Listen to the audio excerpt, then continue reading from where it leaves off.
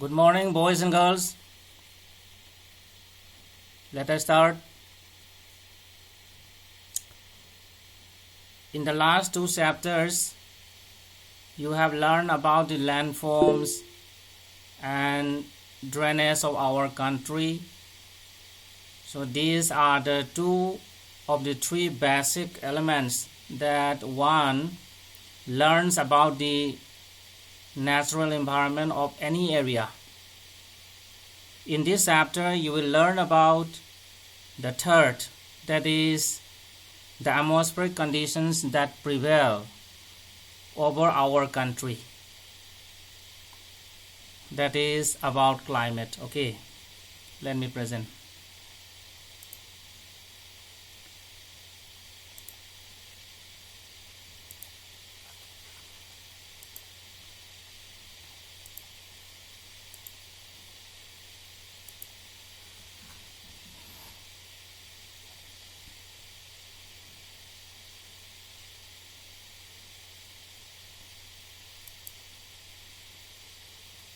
So this is a new chapter, climate.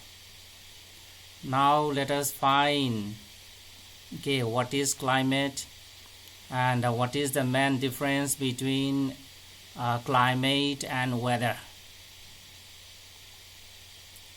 So let us see here, let us read this area. Okay, here in this paragraph,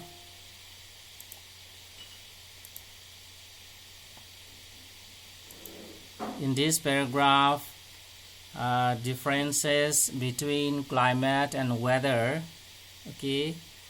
are explained. So let us read. Climate refers to the sum total of weather conditions and variations over a large area for a long period of time, say more than 30 years or 40 years. Okay.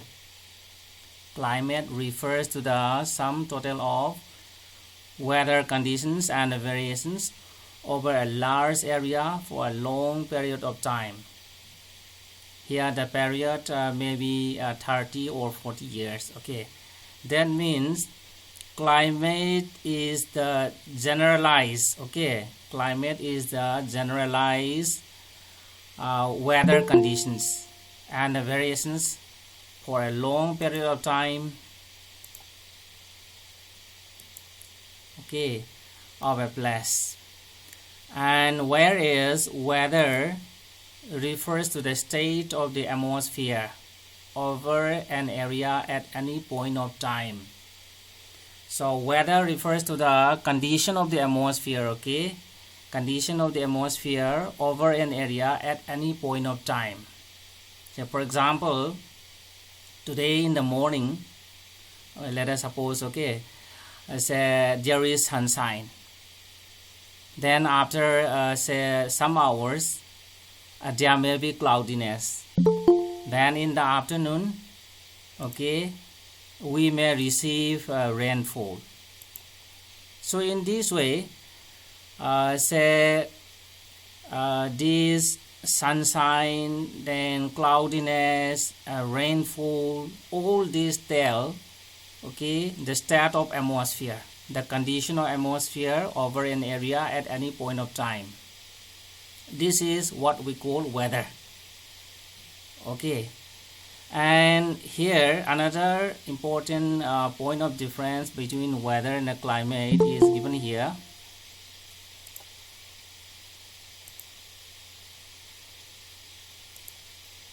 See, as we mentioned earlier,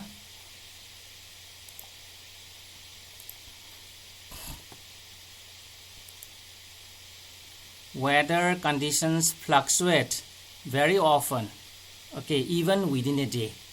Say, as I mentioned earlier, in the morning there may be sunshine, then after a few minutes there may be cloudiness, then after some time there may be rainfall, or there may be this strong wind, after some minutes.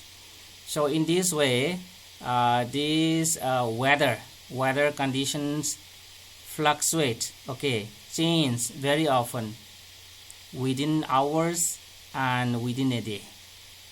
Okay, and on the other hand, see, climate is the generalized these atmospheric conditions. Okay, climate is the generalized atmospheric conditions for a long period of time. Okay, so for example, now you may be feeling hot. Okay, now you may be feeling hot. Say, but you cannot say that the whole year is hot. Okay, say today may be hot, then tomorrow may not be hot. Okay, but if say you have been experiencing this hot condition for a long period of time, say for example more than 10-20 years, you have been observing hot condition, that means that this condition, this generalized condition of weather, that is hotness, is referred to as climate. Okay, so any question regarding differences between weather and climate? Weather refers to the condition of the atmosphere at over an area at any given point of time, whereas climate is the generalized condition of the atmosphere for a long period of time. Any question regarding weather and the climate? Differences between weather and the climate?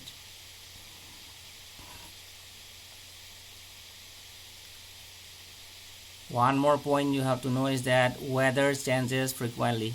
Okay, condition of the atmosphere changes frequently within hours than within a day. Whereas climate, is the generalized condition. Climate cannot be changed frequently, unlike the weather. This is the generalized condition of weathers for a long period of time. Any question? Okay, so let us continue. Here the type of climate found in India is a monsoon type of climate. The climate of India is described as the monsoon type. That means we are enjoying monsoon type of climate. So what do you mean by monsoon type of climate? Is here, here this is the definition, and here this is the meaning, the literal meaning of the word monsoon. The word monsoon is derived from the Arabic word mausim, which literally means season. The literal meaning, the dictionary meaning of the word monsoon is season. It is derived from the Arabic word mausim, and it means season. But definition, the definition of monsoon is given here. Monsoon refers to the seasonal reversal in the wind direction during a year. Monsoon refers to the seasonal reversal in the wind direction during a year. So we shall learn about monsoon in detail later on. But here, seasonal reversal means change in the wind direction with the change of the season. Say for example, in the winter season, wind may be blowing from this sea to landmass, to the Indian landmass. Whereas in summer there may be a wind from the sea to this landmass, and on the other hand, there may be a wind blowing from the Indian landmass towards the sea. So in this way, with the change of the season, there may be change in the wind direction, and that is called monsoon. And see, one very important statement is given here. Despite an overall unity in the general pattern, there are perceptible regional variations in the climatic conditions within the country. So India is unified, okay, by a general climatic pattern, that is monsoon. India is unified by monsoon. However, okay, said there are perceptible. Perceptible means can be seen easily. Okay, easily seen, or can be detected very easily. Regional variations in the climatic conditions within the country. So we find a lot of variation in the climatic condition within the country. Now let us see how how climatic conditions vary from place to place. So let us take these two important elements of weather and the climate, that is temperature and precipitation, and examine how they vary from place to place and from season to season. So here in this paragraph, okay, you'll find examples how climatic condition, okay, is varied from place to place. Let us read. So in summer, the mercury occasionally touches 50 degrees Celsius in some part of Rajasthan. In summer, okay, temperature may rise up to the 50 degrees Celsius in some part of Rajasthan desert, whereas it may be around 20 degrees Celsius in Pahalgam in Jammu and Kashmir. Okay, so during this time, so in summer in Rajasthan, temperature may reach around 50 degrees Celsius, okay, whereas the temperature may reach around so maybe only around 20 degree in Pahalgam in Jammu and Kashmir in summer. Okay, so where is Pahalgam? Let us see here.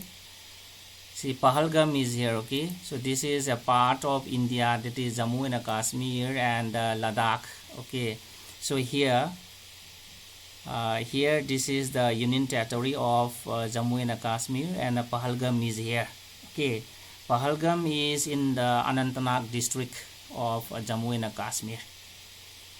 Okay, here the temperature in summer is only 20 degrees Celsius, while it is 50 degree in Rajasthan. That means in summer, okay, this in Pahalgam it is just like winter. On a winter night, somebody is coming. On a winter night, say here, on a winter night, okay, temperature at Dras in Jammu and Kashmir, actually Dras is now in this Ladakh, Union Territory of Ladakh. Okay, this temperature in at Dras is as low as minus 45 degrees Celsius in winter. In a winter night, temperature at Dras is as low as minus 45 degrees Celsius. Okay, now again let us see the location of this Dras. See, Dras is here, and this section is the Union Territory Ladakh. Okay, and this Dras is in the district of Kargil. Okay, Dras is located in the district of Kargil, and it is in Ladakh. Okay, and here in this area the temperature is as low as minus 45 degrees in winter, whereas in Thiruvananthapuram, okay, capital of Kerala, say temperature may have say 22 degrees Celsius. Thiruvananthapuram may have a temperature of 22 degrees Celsius in winter. Okay, see here, see Thiruvananthapuram, I think all of you may be knowing. See here, Thiruvananthapuram is here. So this is the capital of Kerala. Okay, here in Thiruvananthapuram, temperature in the winter season is only 22 degrees Celsius. Okay, colder, say hotter than the this Pahalgam. Pahalgam in summer 20 degrees Celsius, whereas temperature of this Thiruvananthapuram in winter is greater than Pahalgam, okay, that is 22 degrees Celsius. So in this way temperature varies from one place to India to another place. Okay, in Rajasthan we have a temperature around 50 degrees Celsius. Okay, on the same day temperature may be around 20 degrees Celsius in Pahalgam, in Jammu and Kashmir. In winter temperature at Dras in Ladakh may be around minus 45 degrees Celsius. Okay, on the same day temperature at Thiruvananthapuram may be around 22 degrees Celsius. Okay, so these are the examples. Then here in certain places, okay, there is a wide difference between day and night temperature. So in some places there is a wide difference, means the range of temperature is very big in some areas. Okay, so range of temperature here means difference between the maximum temperature and the minimum temperature. Now let us see. In the third desert, the day temperature may rise to 50 degrees Celsius and drop down to near 15 degrees Celsius the same night. Okay, see, in third desert in Rajasthan, the day temperature may be around 50 degrees Celsius, but in the night time it may drop down to 15 degrees Celsius. So now what is the difference? What is the range of temperature here? So here this range of temperature is equal to maximum temperature minus minimum temperature. Okay, and this for Rajasthan, maximum say 50. Okay, maximum is 50, and the minimum in the night is 35. So what is the range here? What is the range? 35, right? So we have a lot of variation between the daytime temperature and the nighttime temperature in Rajasthan. That means the range of temperature is very high in Rajasthan. On the other hand, there is hardly any difference in the day and the night temperature in Andaman and Nicobar Islands or in Kerala. So in Andaman Nicobar Island or in Kerala, say day temperature may be around, let us say, 37 degrees Celsius, whereas nighttime temperature may be only 35 or 36. So the difference between the daytime temperature and the nighttime temperature may be only around 1 or 2 degrees Celsius only. Okay, so let us proceed. Now let us look at the precipitation. What do you mean by precipitation? Can you tell me, anybody? What do you mean by precipitation? The amount of rainfall. Amount of rainfall. Actually, see, rainfall is a type of precipitation, okay? And see, precipitation here means the process of falling down of condensed water vapor on the earth's surface. And if the precipitation is in the form of liquid, we call it rainfall. And if the precipitation is in the form of solid, we call it snowfall. And sometimes there may be combination of this liquid and a solid. Okay, we call it sleet. Okay, but very good. Okay, for the answer. And now let us read. Okay, there are variations. There are variations not only in the form and the types of precipitation, but also its amount and the seasonal distribution. See, about precipitation, okay, it varies not only in the form but also in the amount, okay, and the seasonal distribution. Let us see. While precipitation is mostly in the form of snowfall in the upper part of Himalayas, it rains over the rest of the country. So this is the difference, okay, in the form. While precipitation is mostly in the form of snowfall in the upper part of Himalayas, it rains rest of India. Okay, so in the mountainous area we receive snowfall, and in the lower areas, in the plain areas, we receive rainfall. So we find a difference in the type of precipitation. Okay, then about the amount, the annual precipitation varies, okay, from over 400 centimeter in Meghalaya to less than 10 centimeter in Ladakh and the western Rajasthan. So this is the variation, okay, in the amount from place to place. So annual precipitation varies over 400 centimeters in Meghalaya. Sometimes in this Meghalaya we have this Cherrapunji, then Monsoon receiving the highest rainfall in the world, receiving more than 1000 centimeters in a year. And whereas in Ladakh and the western Rajasthan, okay, amount of rainfall is less than 10 centimeters, okay, in a year. So in this way we find a lot of variation, okay, in the amount of rainfall from place to place. Likewise in Manipur also we find a lot of variation in the amount of rainfall and temperature.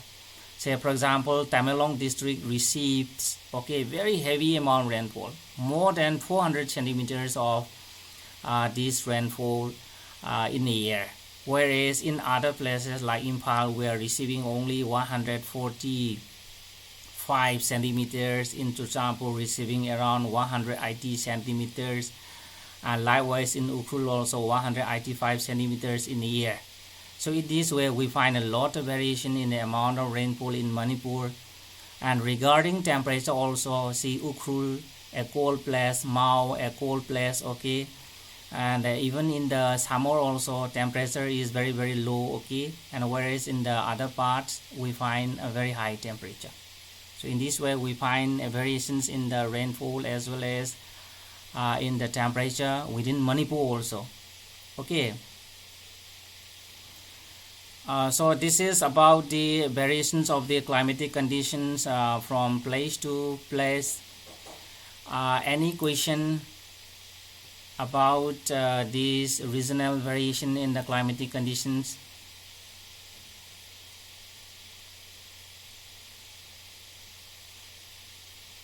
Any question?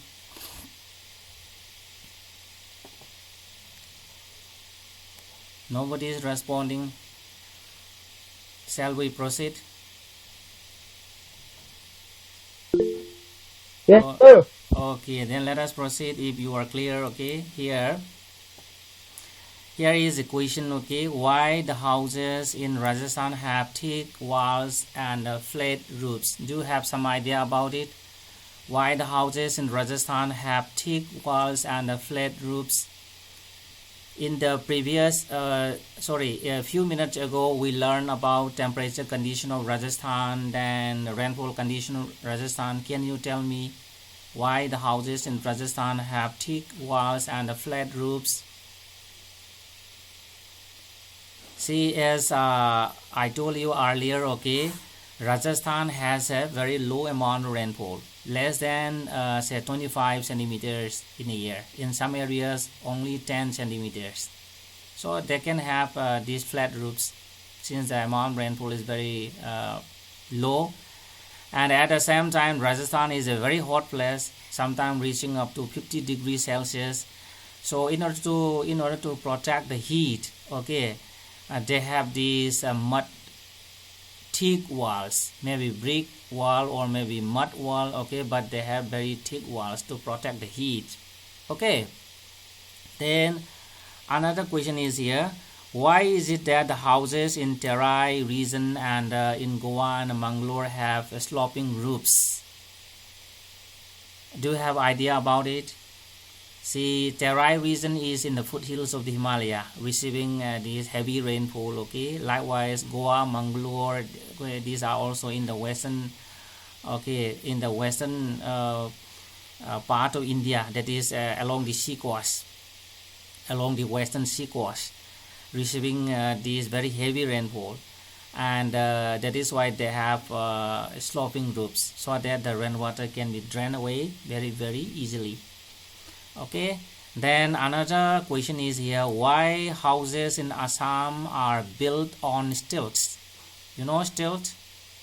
See, stilt here, actually it is like this. So this is the house, okay, this is the house, and here still means here pillars, okay, pillars are poles, pillars are erected, and above it, okay, they have a platform, and from the platform houses are constructed, and these are known as stilts.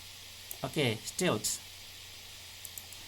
So why the houses in Assam are built on the stilts? Because Assam, okay, is flooded very frequently, and now we have this news in this television also. There is flood in Assam. So Assam is a frequently flooded area, and that is why, to avoid the flood water, houses in Assam are built on the stilts. Okay. Up to here, do you have any question? Up to here, do you have any questions? No, sir. Okay, then let us proceed. Next, we have another topic, that is climatic controls. Okay, factors affecting the climate of any place. See, we have 6 climatic controls. Okay, we have 6 major controls of a climate of any place. Those are this latitude, then altitude, pressure in wind system, distance from the sea, ocean currents, and the relief features. Now let us see the first climatic control, that is latitude. See, due to curvature of the earth, the amount of solar energy received varies according to latitude, and as a result, air temperature generally decreases from the equator towards the poles. Okay, now let us see here.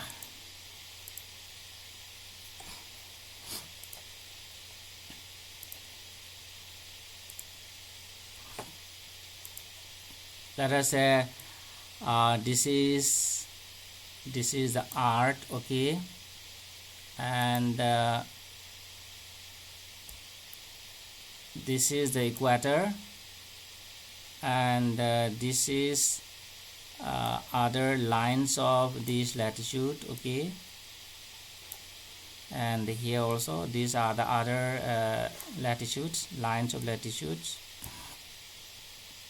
And say here these are the rays of the sun, okay, here these are the rays of the sun, and here also, so these are the rays, okay, these are the rays, and here also, then here also, and say this is a plane surface, okay, this is another plane surface, okay, and here this is another plane surface, a tangent. See here, and here we have the sun, okay, here we have the sun, and these are the rays of the sun, okay, sun's rays, okay, sun's rays, and here see, here along the equator we find vertical rays of the sun. See here, the angle formed with the surface, okay, that is the angle of inclination is 90 degree right angle. As you move away from the equator, see, it is less than 90 degree, and here again angle, okay, the angle of inclination, okay, is again very small. That means here along the equator we receive vertical rays, and if you move away from the equator towards the pole, then we find inclined rays. See here, inclined rays, here also inclined rays, and that is why if you move away from the equator towards the pole, temperature decreases, okay, because along the equator we receive vertical rays, and if you move away from the equator towards the pole, then the sun's rays are inclining. Okay, and that is why we get less heat is here. Okay, see here. Here this is the surface. Okay, this is the surface, and here along the equator this vertical, this is along the equator, and away from the equator it is like this, it is like this. So here we get these inclined rays, and here we get vertical rays. Okay, in the places where we get vertical rays we feel hot, okay, because we get this intense sunlight. So this is the point mentioned in the book. Due to the curvature of the earth, the amount of solar energy received varies according to latitude, and as a result the air temperature generally decreases from the equator towards the poles. Okay, any question regarding latitude as a factor?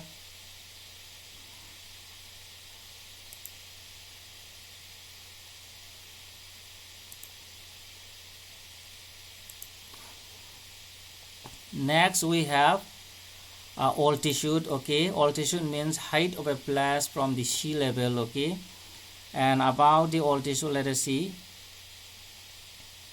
As one goes from the surface of the earth to higher altitudes, the atmosphere becomes less dense and the temperature decreases.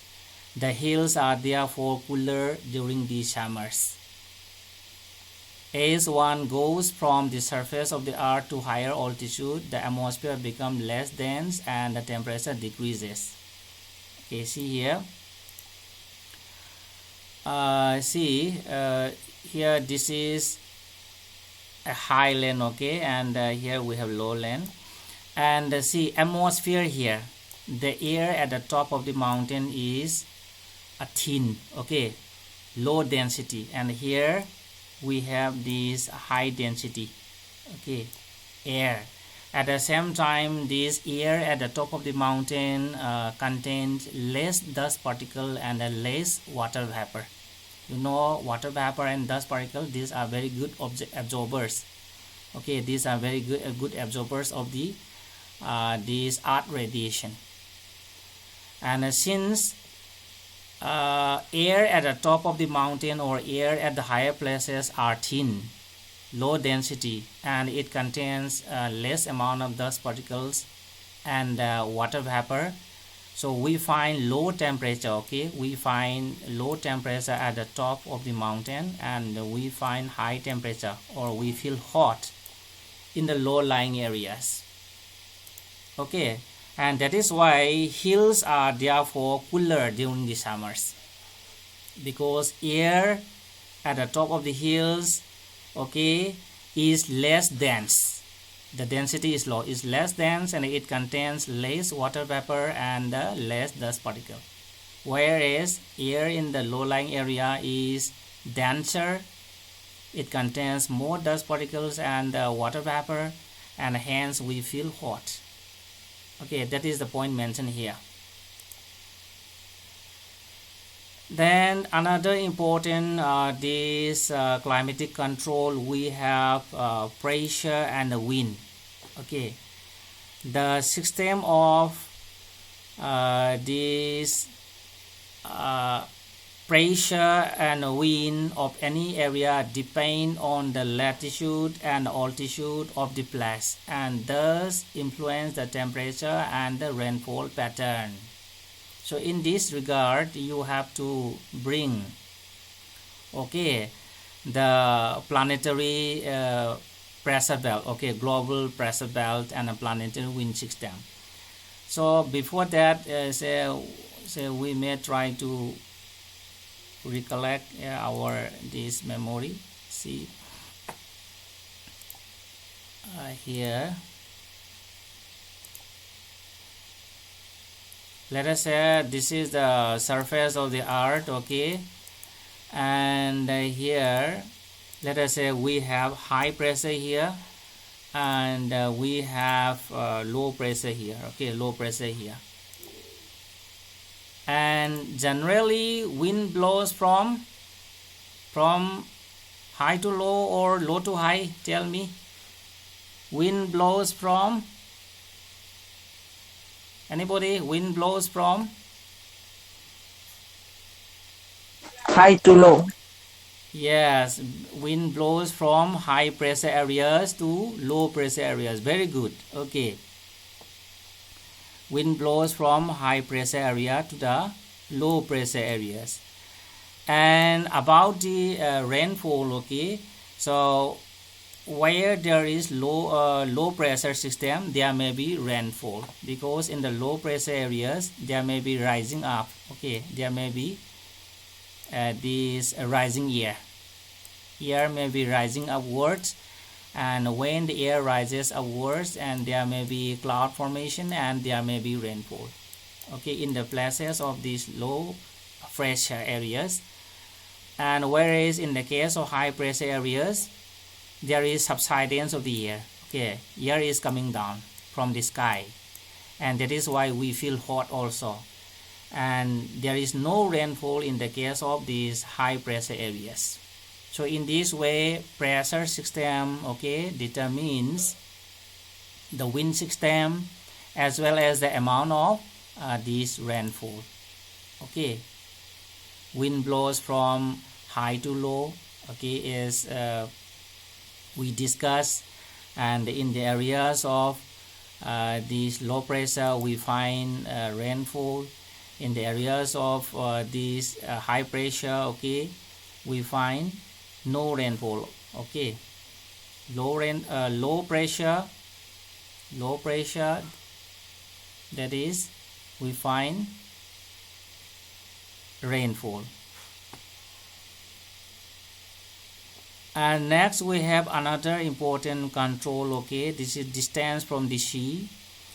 The sea exerts a moderating influence on climate. Okay, the sea exerts a moderating influence on the climate. As the distance from the sea increases, its moderating influence decreases, and the people experience extreme weather conditions. And this condition is known as continentality. That is very hot during the summers and very cold during the winters. Do remember the concept, the ideas of sea breeze, land breeze. See, let us say this is a very big landmass, okay, and it is surrounded by seas. Okay, here this is we have this land, and it is surrounded by the seas.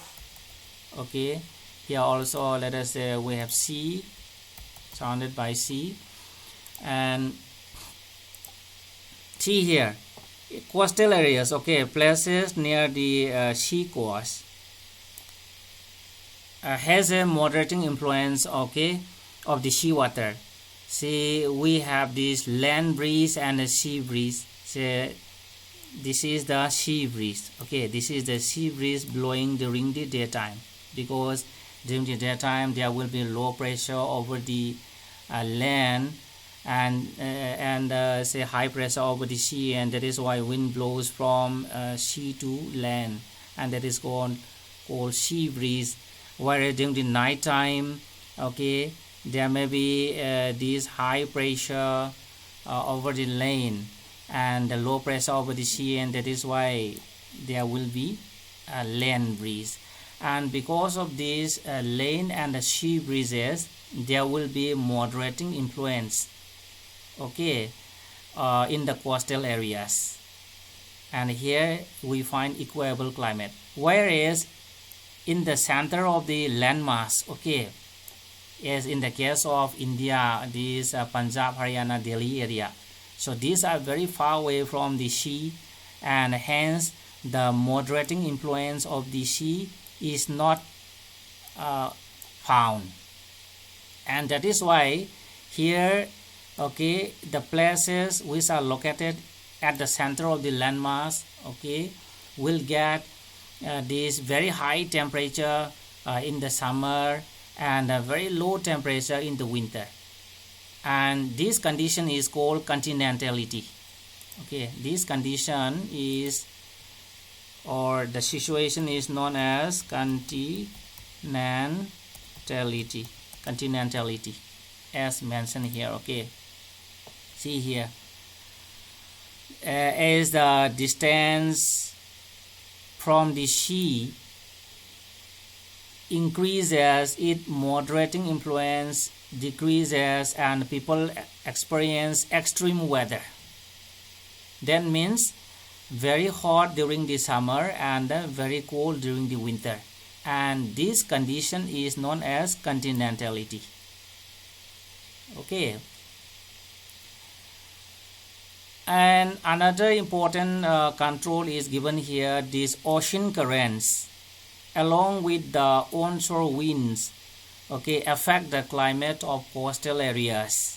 So ocean currents also affect the climate of the coastal areas. For example, any coastal area with warm or cold currents flowing past it will be warm or cool if the winds are onshore. So here, as ocean currents, you know, ocean currents, this is the movement of ocean water. Okay, ocean current refers to the movement of these ocean waters in this channel, in the form of a channel. Say for example, this is a big ocean, and say in this narrow channel, the water will be moving like this. Okay, here the water is moving just like a river, and this is known as ocean currents. And in the surrounding areas, okay, in the surrounding areas, here the water is calm, here calm, and here also the water is calm, and so here there is movement of water, and this is known as ocean currents. Okay, so we have two types of ocean currents: warm ocean currents and cold ocean currents. And what happens if a coastal area, okay, is hit by warm current? So let us say this is a warm current, okay, flowing nearby the coastal area. This is a warm current. Okay, warm current, I will write WC, warm current. Okay, if a coastal area is was hit by warm current, then temperature of this area will be increased. Okay, air will be warm up, and at the same time there will be rainfall. Okay, so in the other case, so this is another reason. Here we have this cold ocean current. Okay, here, so this area is, okay, washed by this cold current. So in this case, there will be lowering. Okay, there will be lowering of the temperature. That means air will be cooled down, and there will be no rainfall. So in this way, ocean currents affect, okay, the climatic conditions of a place. Where there is warm current, there will be rising of the air temperature, and there will be rainfall. And where there is a cold current, there will be okay, cooling of the air, and there will be no rainfall. Okay, so in this way, ocean currents affect the climate of a place. So here we have a signpost question here. Okay, why most of the world deserts are located at the western margins of continents in the subtropics? Here, the main reason, okay, for the location of the deserts on the western margin of the continent is that in the western margin of the continent there is cold currents. Okay, there is cold currents. See here,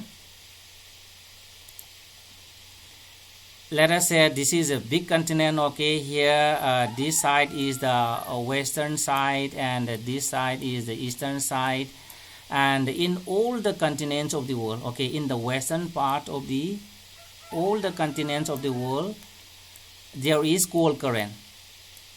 and that is why you will find desert in the western part of the continents.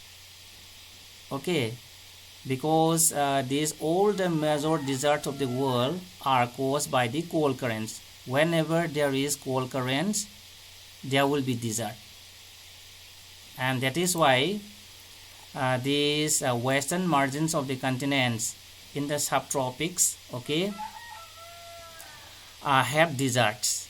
At the same time, as I told you, these along the subtropics we have the subtropical high pressure cells, and along the subtropical high pressure cells there is descending, there is subsidence of the air, as I explained you earlier. Okay, there is subsidence of the air, and hence no rainfall, as I told you earlier. See, along the subtropics there will be, okay, moving down of the air. In this way there is subsidence in this area. Okay, in this area there is subsidence of the air. At the same time there is cold current, and hence deserts are formed.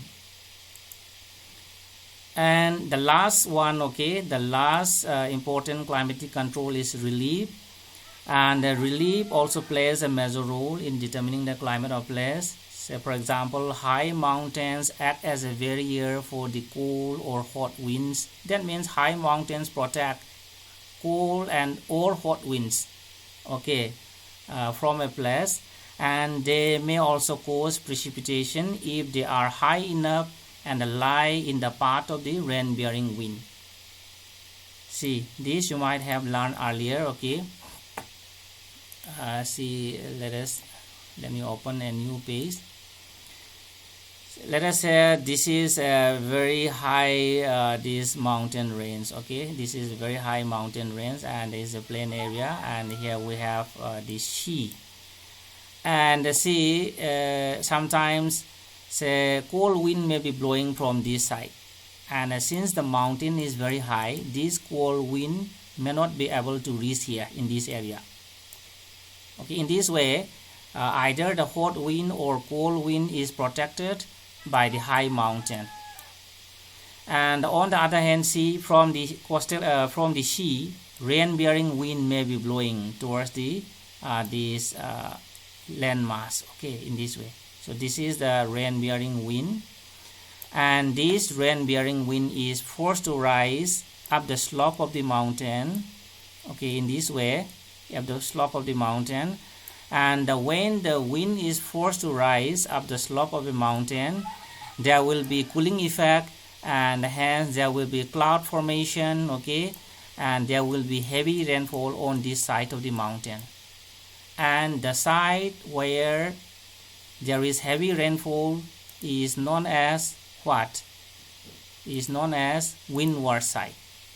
Okay, here this side is what we call this windward side, and the other side is known as leeward side.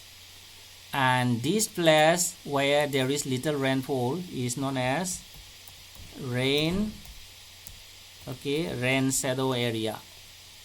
So in this way, a high mountain affects, okay, the temperature of a place as well as the amount rainfall. The high mountain protects either the hot wind or the cold wind from entering into a place. On the other hand, yes. Any question? Okay, let me finish the explanation. See, on the other hand, say from the sea, rain-bearing wind is forced to rise up the slope of the mountain, and there will be cooling of the air, cloud formation, and there is heavy rainfall. Okay, and in this type of rainfall in geography is known as this orographic. Okay, orographic this rainfall, orographic rainfall. Oros means mountain. Okay, a rainfall caused by a mountain range is known as orographic rainfall. And see, the leeward side of the mountain remains relatively dry. So in this way, relief plays a major role in determining the climate of a place. So any question from your side? Are you clear? Sir. Yes? Yes, sir. Clear? Last time, what was the largest river island, sir? Which one? Sir, from the last chapter, what was the largest river island? I want to know. Okay, the last chapter one. The largest riverine island is Majuli. Okay, I will write the spelling. Okay, I will write it here. Here. The largest riverine island is Majuli. Okay, it is in the Brahmaputra river. Majuli. Thank you, sir. Okay. Okay then, thank you, sir. Thank you very much for joining my class. And as usual, please leave your name in the WhatsApp group for attendance. Thank you very much.